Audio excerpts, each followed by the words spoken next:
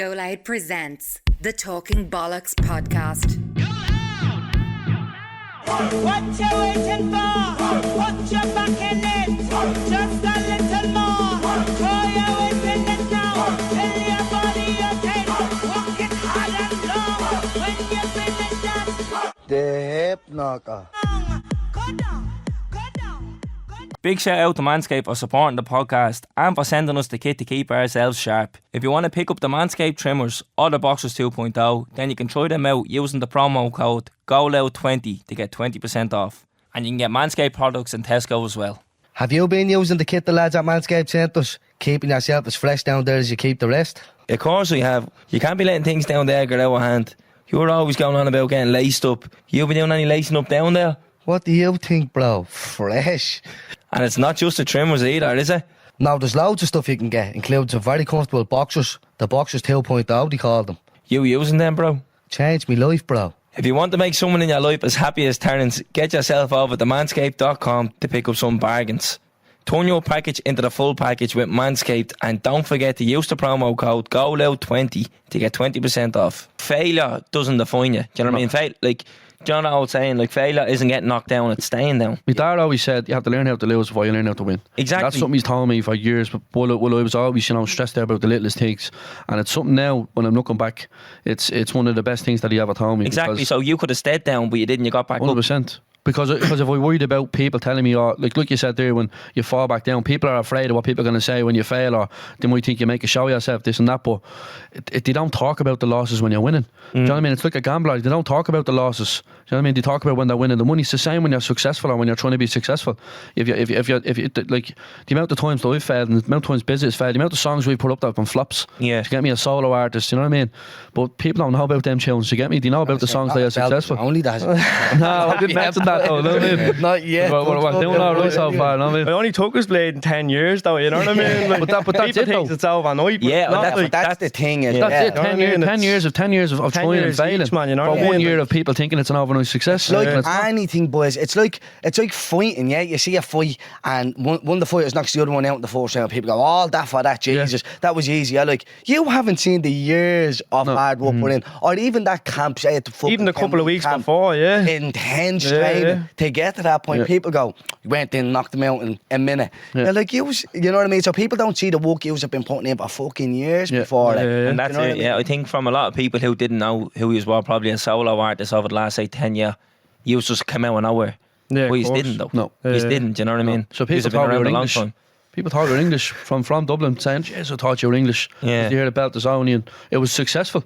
Yeah. It must be English. Yeah. You know what I mean? But it's like that's what we're trying to change. You know what I mean? We're trying to change a mentality rather than it's there for us. It's there for anybody. Like for yourselves, boys. You just wanted to become podcasters. You just wanted to make a podcast. You just worked hard enough. You just got there. It's in your own backyard. You know what I mean? It's just about getting up and doing it. You know what I mean? And not worrying too much about what other people think, and making sure that your prime thought is that you want to do it and just do it. Yeah, you know what I mean? exactly. Yeah. You need to have the visions and the goals as well, you know what I mean? You have to work towards, I'm sure you had goals of getting people on, whoever you wanted to work towards, get people on. We wanted to fucking work towards festivals and shit like that, you know what I mean? Yeah. So Yeah. that's And what I we're kind doing. of say, like at the time, like when I worked with Bizza, even before I worked with Bizza, I was still going through a rough patch.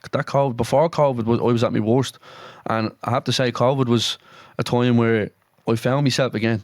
And it gave me a chance because before that was mayhem. I was still going through all that mayhem, and of like trying to become this and having this name of, being this next big thing and all this and that. And the mayhem stopped through COVID because everything stopped at COVID. Yeah. The scene stopped, you know what I mean? So it gave me a chance to sit back and think about what I wanted to do and what I really wanted to do and bring it back to enjoying the music again. And Bizza was the one who came and basically picked me up. I remember we did a gig in, was it Kildare, was it? Dundalk, I think it was. Dundalk it was, and it was the first time I seen Bizza in probably about a year and a half, I'd say. And I was at my worst. I'd done a show. I was in a heap. I was like just mentally, I was broken, and I sat down with Biz, and it was just him. He wasn't even saying much. It was just a calm and energy. Him just telling me, someone from the scene who thought exactly like I did, and it was only then I realised that like Bizza was exactly like me, you know what I mean? And he just talked to me and calmed me down, and it was so refreshing walking over. And it was in that moment I was like, right, okay, I need to he made me cop on a little bit, you know what I mean? And then that was when we started kind of properly talking a bit more. And Yeah, end up driving you home that day. he drove me home and all that day, he did, yeah. But it was after that then he was like, let's just get in the studio. And like even What was the idea exactly though? How did you sit down and create this? So come on.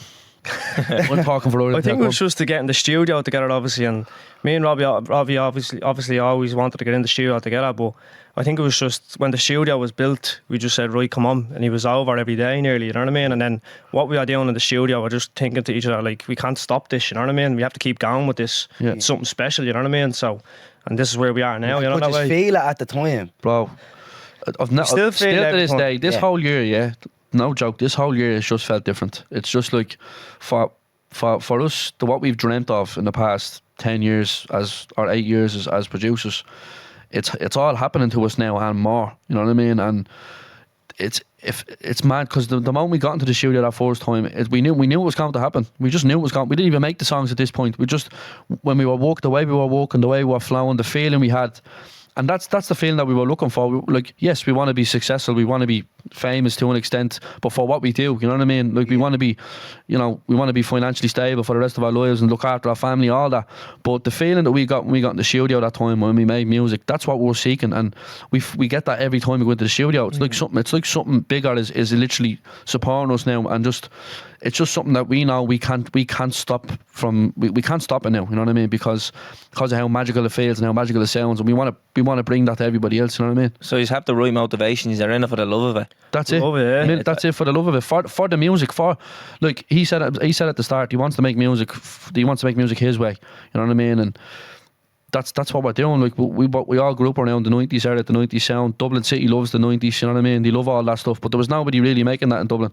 And me, I kind of fell into the UK style a little bit. I was trying to get into the UK, but trying to make UK music, whereas people from the like the industry in the UK is not going to pick somebody from Dublin over somebody from the UK who's making the same songs. Yeah, Do you know what I mean? true, So yeah. myself and Biss found that Dublin sound and flipped it, made it our own, and we've just been going there ever since. You know what I mean? Like, I actually got called a sellout the other day for my music being sounding the same in the comments, saying, "Oh, did you see this? No. You didn't see this." I got called a sellout the other day because all our music sounds the same supposedly since I have we advice signed. for you, serious, don't yeah? read the fucking comment. Nah, listen, it's the first Nah, comment I replied all year, but it was a belter of reply, and he didn't know what to say. What but was the reply? I just told him, No, you won't say I'm it, sorry you feel that way and all, you know what I mean, throwing it back at him. But I just basically said to him, look, the music I'm making now has nothing to do with money motivation or nothing to do with career motivation. It's down to the music that I'm actually genuinely loving. Yeah, that we love, you know what I mean? So, that's it. but yeah.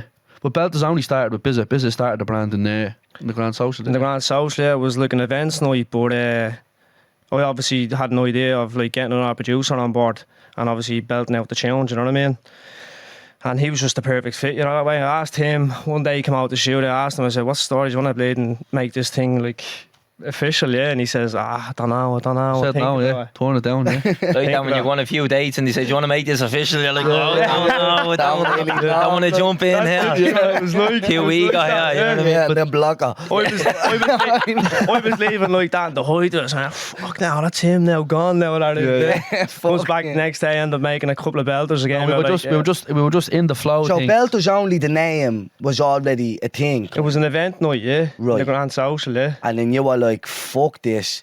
You know what it I was? make it bigger. I just wanted to make it bigger. You know what I mean? A bigger brand, like a whole big brand, not only events. Like, I want to build into like Belter's Only TV and stuff on YouTube and a load of other Belter's stuff. Only you know what I mean? podcast. Even the bag, even the bag, listen, the merch. Don't that start was a getting conversation. excited, boys, that'd be more. That was like- a conversation. No, like to be honest, I toned it down the first time because it was Why, Robbie? Yeah, why? ego. Yeah. It was down to ego. It was down to me still fighting with myself.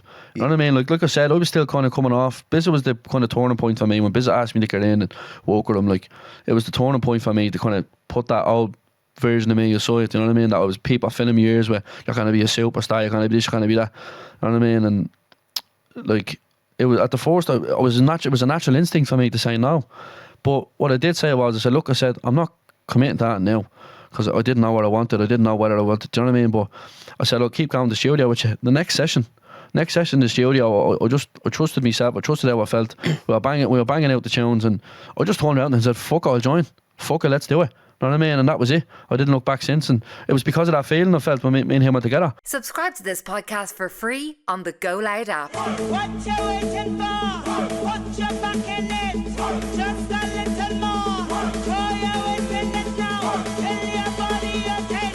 Walk it hard and long. When you finish that, The hip knocker. go down, go down, go down. Come up, come up.